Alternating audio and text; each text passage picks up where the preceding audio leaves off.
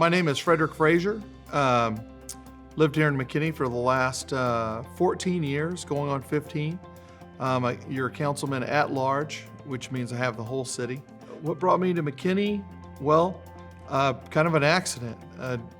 Wife and I were looking, and we even had a contract on a home in a competing city surrounding here.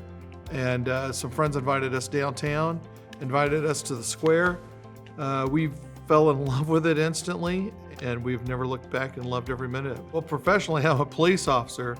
I've been over the U.S. Marshal Service for last 14 years. I do fugitive investigations for them. So what does that mean? That means I have a series of folks that I have to hunt down that have done some really bad things, and that's my full-time job. Yeah, it just, law enforcement and council have always gone hand in hand, because the council sets the budget for law enforcement. They also set some of the parameters for law enforcement. So there's always been a place for the two. Whether it's public safety in general. Public safety is always going to be one of our biggest parts of our budget. In most cities, it is the biggest or over. And so those two are hand in hand. They work together, and that's just, it's part of the role that I play, and it's another part of the role that the council plays. And now I'm on the council, so I'm playing the other side of the role. Because people are the same everywhere. It doesn't matter, rich, poor, black, white, doesn't matter. Everybody's the same. You just want somebody to tell you the truth. You want somebody to tell you the information of what's happening. They don't want the spin.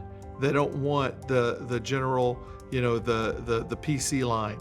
And I think a lot of that goes back to what we do here, is letting folks know, hey, this is what's going to happen here, here, and here. And because they're not used to the system.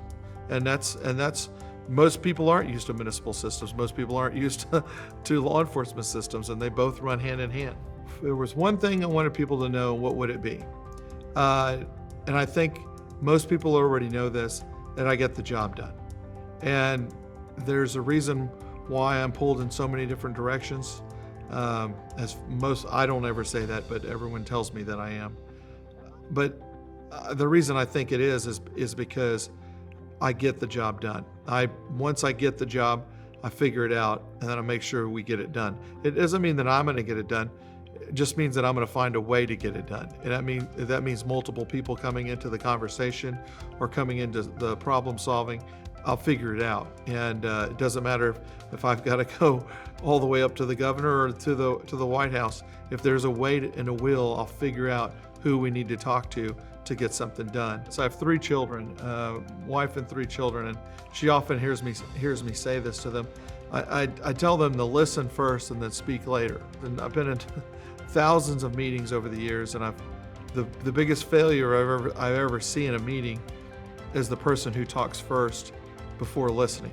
And the reason I say that, because you may not have all the information that was coming to you, and then you already spoken, and then you look like a fool. And I'll leave this with the other thing that I've always said, and I've said this whether it was on my campaign or growing up or when I was in college. I was our president of our fraternity, and I would tell the guys there, I said, make sure you leave it better than it was when you got here. And that's been something that was instilled in me way down the line, and I still do it to this day.